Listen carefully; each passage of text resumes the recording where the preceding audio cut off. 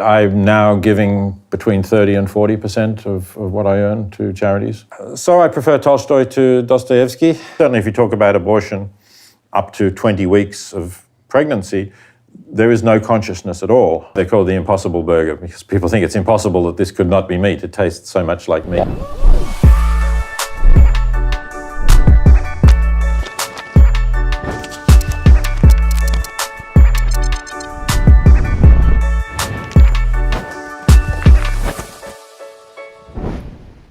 Hi, this is YouTube show for book lovers, book person, книжный чел in Russian.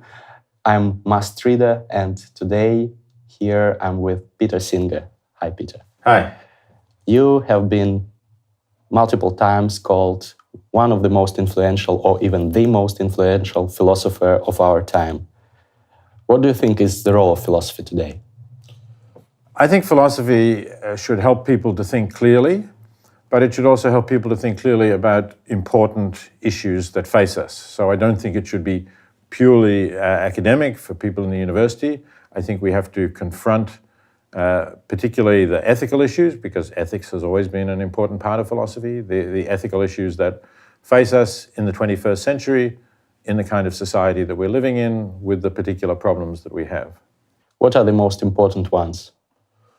Well, I think the existence of extreme poverty, hundreds of millions of people living without really enough to meet their basic needs, in a world in which there is also a great deal of affluence. That is one very important problem. I have also been interested for a long time in the way we treat animals, and although many people think this is not such an important problem, when you consider that there are something like 70 billion animals raised and killed for food each year, if we are inflicting unnecessary suffering on those animals, then that is a big problem. And thirdly, of course, I think we can't escape the fact that we are changing the climate of our planet, and that is a huge global problem. I think we'll discuss all of those problems. Let's start with the first one, global poverty, and I'd like to start by discussing effective altruism. I'm sure that this is the most important topic that we could share with our viewers today.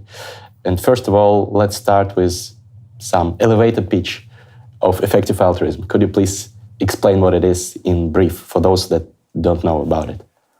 So effective altruism, firstly, is clearly altruism. That is, it's the idea that one of our goals should be to do good generally, to make the world a better place. Not necessarily that that's the only thing we can do, that's too saintly, but that should be an important part of our lives. And secondly, that whatever resources we are going to put towards this, whether it's money or time or skills or energy, we should try to get the best value out of that. So we should try to do the most good that we can, not just to say I'm doing some good, but saying, am I doing the most good that I could with the resources that I'm putting into trying to make the world a better place. But sometimes you choose not between two good things, but between an evil and less evil thing, right? Well, of course people do, but I'm... Like in the trolley problem. Yes, so sometimes we're in situations, so that's what you're saying, that we don't have any other choice, right? We can only choose between something that is very bad or something that is still bad but less bad. That may be a situation that we're in, unfortunately, and then, yes, we should choose to do the least harm that we can. Because now we have, for example, the problem of animal rights, the problem of starving people, children in Africa, and we cannot save everybody. So we have to decide what is more important and, so to say, sacrifice some other things. Well, we can certainly do what we can to avoid there being a conflict between the interests of starving people in Africa or wherever they might be and the interests of animals in not suffering. So I think we have to try to find solutions that produce a reasonable harmony in the interests of animals and humans wherever we can. But I agree, in the end, sometimes it's not going to be possible. And then we have to decide, how much animal suffering are we prepared to accept in order to prevent some human suffering. And I don't accept the view that humans always take priority over animals. I think it does depend on how much suffering we're going to be inflicting on animals as compared to what humans will suffer. How do you measure this? Well, it's very difficult to measure this, but sometimes we can make rough comparisons. I think to take, for example, large numbers of animals and confine them in factory farms where they are suffering for their whole lives, for the months, weeks, months, whatever it might be that they live in these farms, just so that some humans can enjoy a particular kind of food when they could still nourish themselves from some other food. I think it's clear that the animal suffering then outweighs the interests of the humans in having this particular kind of meal. But if the humans were going to starve to death without killing the animals and eating them, then certainly I think it's justifiable to kill and eat the animals. We have most viewers in Russia, and I think that many of them are now thinking, how can Peter say that animal rights are so important when there are dozens of millions people dying every year because of things that we could have prevented, because of poverty, because of disease, etc., etc. And in the world, there is not enough money in charities to save both people and animals. Well, it's certainly true that there are people in great need, but in fact, what we're doing to animals doesn't help them at all. It actually harms them, because when we put animals inside factory farms, we have to grow food to feed to the animals. They're not eating grass, of course. So we have to grow grain or soybeans to feed them. And in the process just of living and of keeping warm and of putting on bones that we can't eat anyway, they waste most of the food value. So in fact, there would be much more food in the world if we stopped at least the intensive confinement of animals. And that's where most of the animals we're raising for food today are. They're indoors, they're not in the fields. So it's really harming people who are poor rather than helping them. I agree with you, and I know that you are advocating veganism or at least vegetarianism, but most people, even if they understand that killing and eating animals is not morally good, they still do it for various reasons. They say, I'm used to it, I like such food, etc., etc. How to change the mentality of people? Well, it's very difficult to change people's habits in this area, but I would suggest, if you can't face the idea of really going vegan or vegetarian, then reduce the amount of meat you're eating. That will help as well, because there will be less animal suffering. If everybody didn't eat meat one day a week, that would already help. And that used to be a Christian tradition, not to eat meat on Fridays. So even if you do it just one day a week, it's a step in the right direction. Or if you try to avoid buying animal products from factory farms, you look for the more organic products from animals able to walk around freely. It may be more expensive, but you can eat less of it and just regard it as a special treat to have occasionally. And in that way, you can still not give up meat entirely or not give up animal products entirely, but you can be healthy and you can feel that you're contributing something to reduce animal suffering. Do you think the situation will change when artificial meat becomes less expensive? I think it will. I think that we may actually see a dramatic transformation once we can produce products that either really are meat, because they're grown at the cellular level from the cells of animals, so they really are meat, or if we can produce meat-like products from plants, which is already happening on quite a large scale. So, for example, the American burger chain Burger King already has plant-based burgers in its... Impossible burgers, something That's like right, that. they're called the Impossible Burger because people think it's impossible that this could not be meat. It tastes so much like meat. Yeah, I've tried one. It's really tasty. I've tried them too, yes. I mean, it's a long time since I've eaten burgers from meat, but I must say that it does remind me, as far as I can remember, what those burgers were like. Do you think that future generations will look down on us eating meat on such a global scale, killing animals, and say that these were the barbaric times? Yes, I really believe that is possible. It may take a while, but think about how we now look back on the Roman Empire and the games that people gathered in the Colosseum, and they watched lions fighting with prisoners or something like that, and we now think of that as completely barbaric. Maybe one day people will look back and say, how could they have been so ethically blind as to treat animals in the way that we are treating them today? Let's return to effective altruism. Basically, if I'm not wrong, effective altruism is about saving more people or animals or whomever if you can. So if you can save 5 people instead of 1 person, you'd better save 5. Here's the question. How can you make such judgments?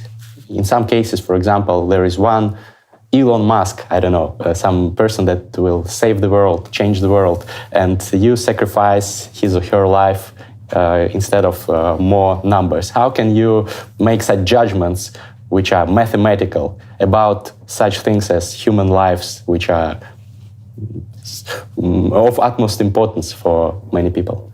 Well, I think when philosophers discuss this situation of whether you should save 5 people rather than 1, they're assuming that you don't know anything about the people.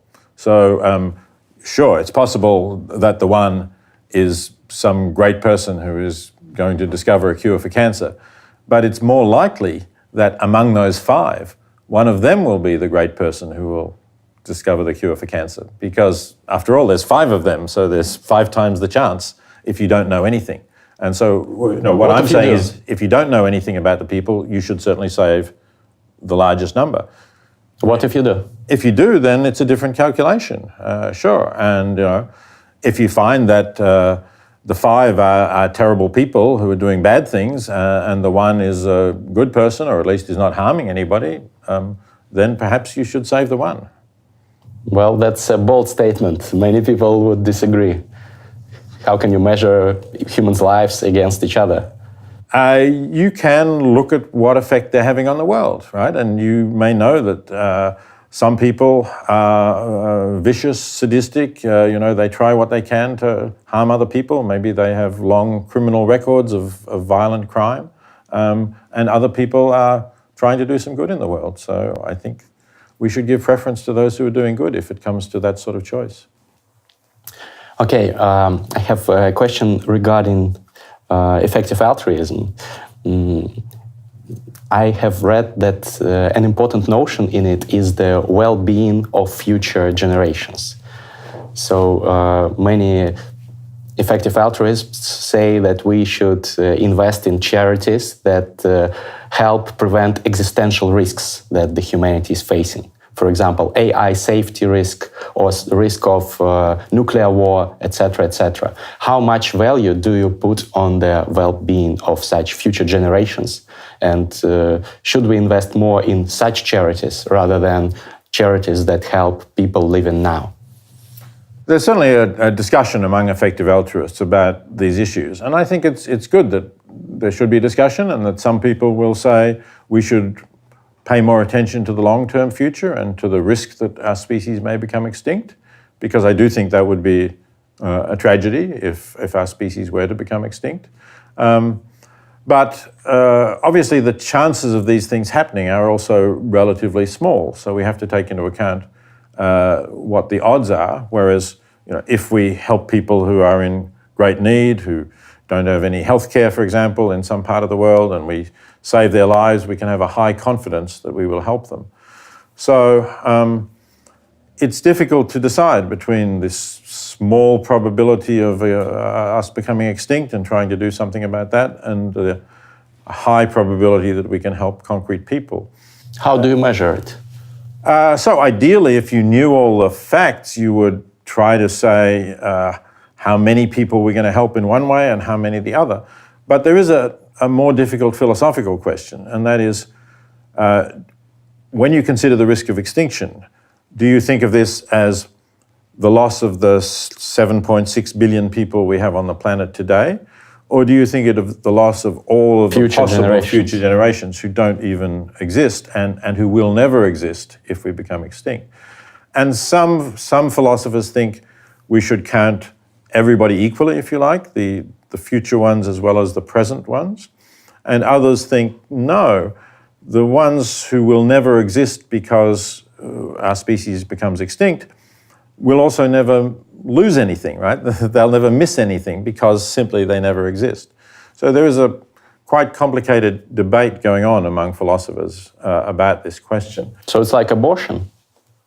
Well, in some ways it's like abortion, but people who are opposed to abortion would say it's not quite the same because you do have the embryo or the fetus. It exists in a more concrete way. But I tend to agree because I think certainly if you talk about abortion up to 20 weeks of pregnancy, there is no consciousness at all up to that point. So in that sense, I think yes, those are similar questions. It's the potential that is lost, not the actual conscious being who is destroyed.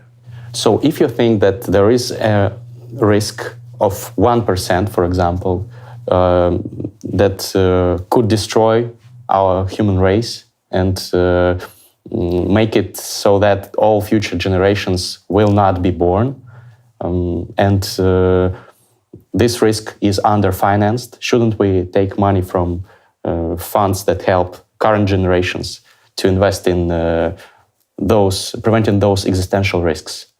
It's not enough to know that the risk is 1%. We also need to know how likely it is that we will be able to reduce that risk by diverting money now. So in some cases, maybe we can. So for example, I think the clearest case would be the risk of extinction that a large asteroid may collide with Earth and cause such a catastrophic collision that it wipes out life on Earth. So that's a very small probability, but we can track large asteroids. In fact, the United States NASA, the Space Authority, is actually doing that. And we could possibly build a rocket with an explosive warhead that would deflect them slightly, just change their path by a small amount, so they would miss our planet. So there's a case where you could say we could form a reasonable estimate of how we could reduce the risk by spending some money. And I think if the risk were 1%, that would definitely be worth doing. But in some of these cases, like you mentioned, the speculation that we will develop artificial intelligence to such a point that it will become smarter than us and will maybe destroy us. It's hard, firstly, to know how likely this is, and secondly, it's hard to know how we, with our present state of knowledge, could prevent that.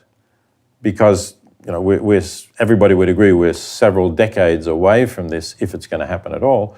So maybe we don't even know in what way it will develop, and therefore in what way to prevent it. So I think that for risks like that, we don't know enough about what useful work we can do to prevent it, to divert any funds from the existing charities that we do know what to do. So you think it's not worth investing in such organizations? I don't think it's worth investing on a large scale. I'm happy that there are some people thinking about it now. Like Eliezer Yudkowsky and... Yes, there are a few people thinking about it, and that's good. I think that's fine. And if some people want to donate to support that work, excellent. But I don't think that on a large scale we should divert billions of dollars towards reducing existential risk today. I think there are better things with a better payoff, better expected value. Effective altruists talk about the expected value, that is the value discounted by the odds against achieving it. So I think there are things with higher expected value today. Okay, let's return to more day-to-day obvious charity causes. You advocate for foreign aid actively. In Russia, the culture of foreign aid is not developed. And many people say that we should first help our own citizens, our own nation. Of course, we face many problems and there is a lot of poverty in Russia, etc., etc., although it's not as staggeringly horrible as in Africa, for example. Do you think we should concentrate on our own country, or do you think that Russians as well should develop the culture of foreign aid? To some extent, I would say both, right? So I do accept that in Russia you have more people living in real extreme poverty than in the countries that I am more used to speaking in and living in, like the United States, like Australia, like the United Kingdom, and other countries in Western and Central Europe. So I think it's reasonable for Russians to say, let's focus on helping the people who are really at the bottom in Russia, who are really poor, and try to also persuade the government to do more, because this is something we can try to advocate, that the government should do more to help people in real poverty in Russia. But at the same time, I think it would be good for Russia to pay more attention to people in poverty elsewhere in the world, to develop greater knowledge and expertise in that area, and eventually when the problems of extreme poverty in Russia are overcome, as I hope they will be in the foreseeable future, then to shift more of the resources towards helping extreme poverty in sub-Saharan Africa. In Russia, there is another problem, a stereotype that it is noble and good to do good things without public announcements, without the hype. Leo Tolstoy wrote, "Do good in secret and feel sorry when somebody learns about it, and then you will learn the joy of doing good." How to overcome this stereotype? How to make philanthropy a social norm in Russia? Yes, you're right. It's important to overcome that idea, and it's important for people to understand that if you keep secret about your philanthropy, then it doesn't become a cultural norm, because we know from studies of human psychology that we are to some extent like sheep. We do what other people do. We follow them.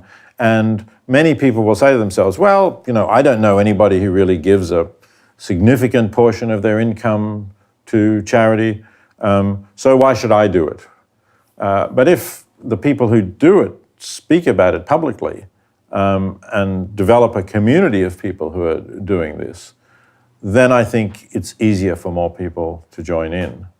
And that's why the organization that I've founded, The Life You Can Save, has a pledge online that you can go to, and you can pledge to give a percentage of your income to charity, so that then other people can know about this. And Bill and Melinda Gates started a special giving pledge for billionaires to pledge to give at least half of their wealth away before they die. So I think there's a lot of moves now to try to encourage people to be more public about their giving, because people recognize that will lead to more giving.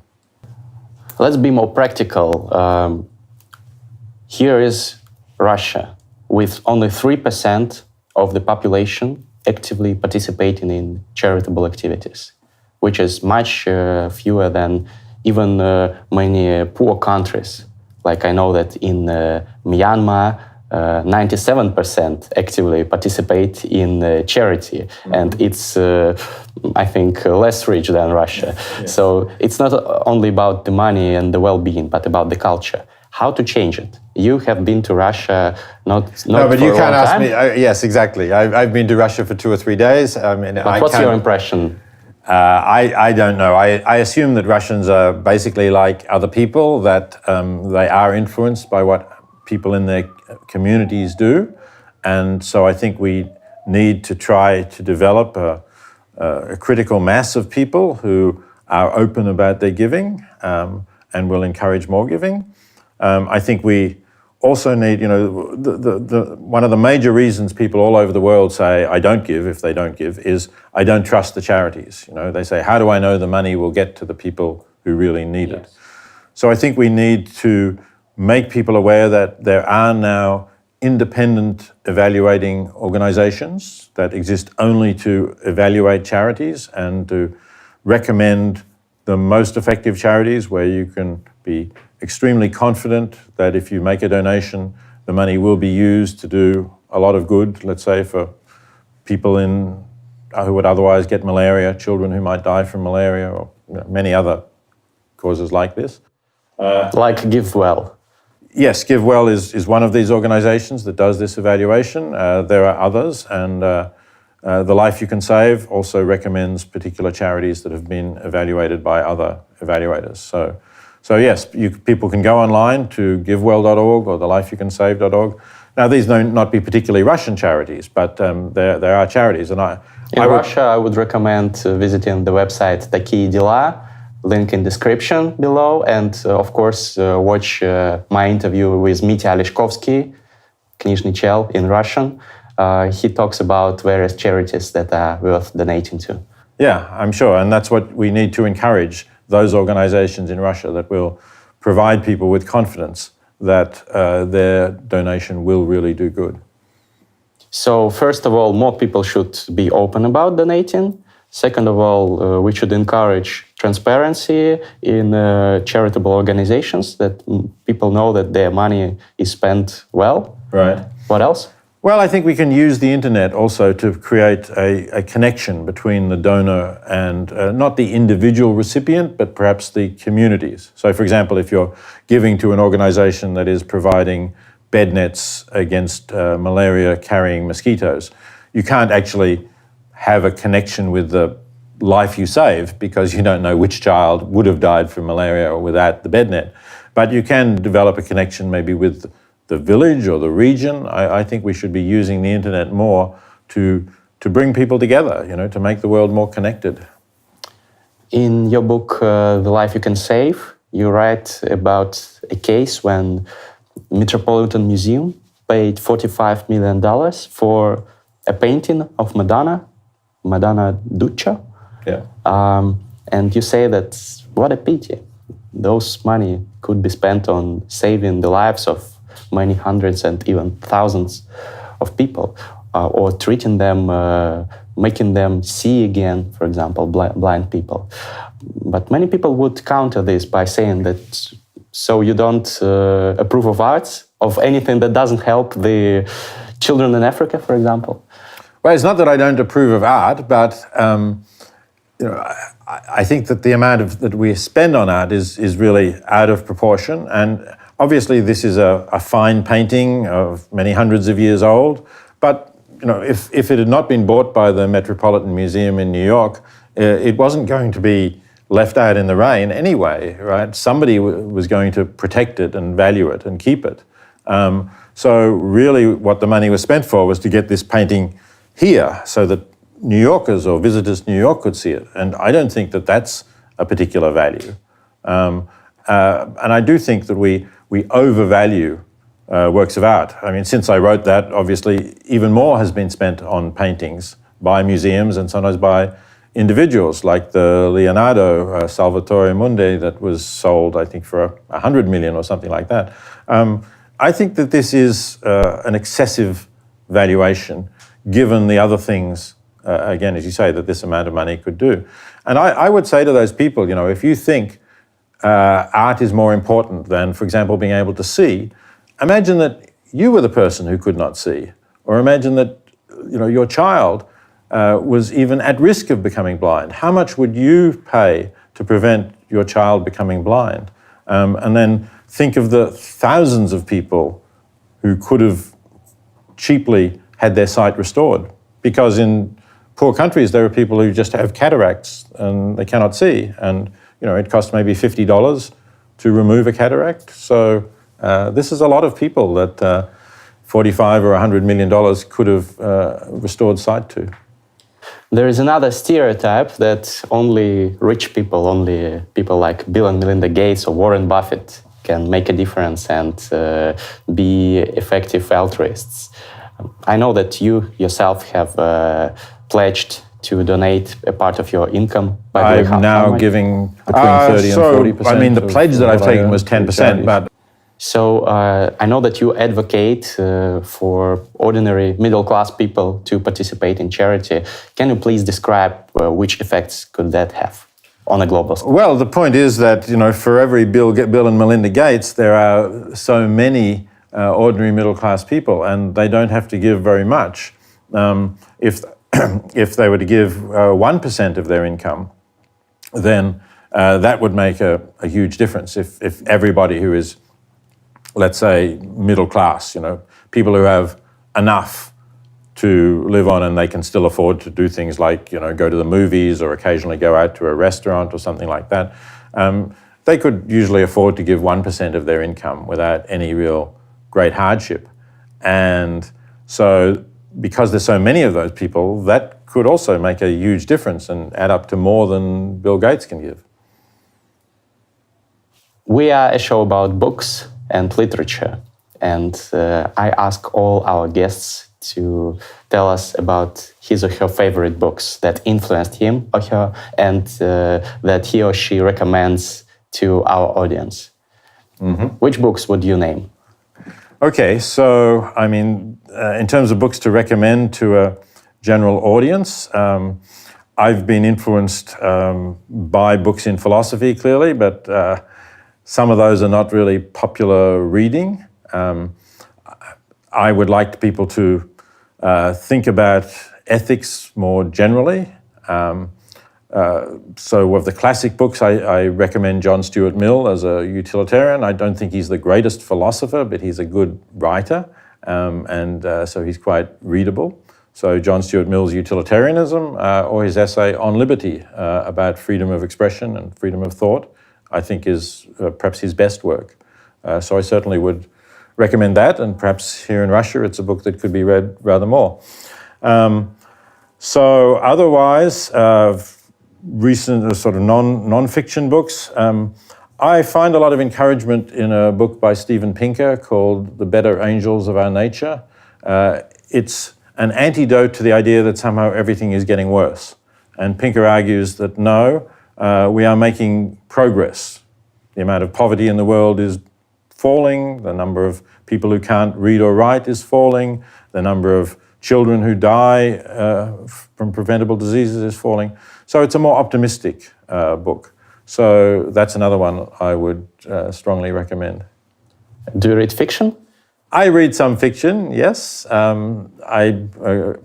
want to know, my favorite fiction is really 19th century English fiction. I think Jane Austen is a wonderful writer. I have no idea how well she translates into Russian. Quite well. Quite well, good. And George Eliot, Middlemarch is a wonderful 19th century novel, I think. So yes, I would certainly recommend those. And there are somewhat more recent ones of sort of still living writers. I like A.S. Byatt as a writer, and particularly her novel Possession. It's one of the novels that I've enjoyed. What about Russian literature? So I prefer Tolstoy to Dostoyevsky. Maybe you would realize that given my general ethical leanings. Probably. I know there is more recent Russian literature, but I haven't kept up with a lot of the recent stuff. You prefer Tolstoy because you are not religious, or because of what? Not just that I'm not religious, but also because Dostoevsky has this very deontological view, it seems. There's this famous question in the Karamazov brothers that Ivan asks Alyosha about the child, right? Here's this, you could create the perfect world, everybody would be happy forever after, there would be no more wars, no more torture, no more violence. And a crying child. But first you have to torture this crying child, right? So I think the answer is, if you really imagine that situation, right? Of course, it can't happen, right? There is no way you create peace on earth forever by torturing a child. It's the reverse. But if that really were going to happen, you should torture the child.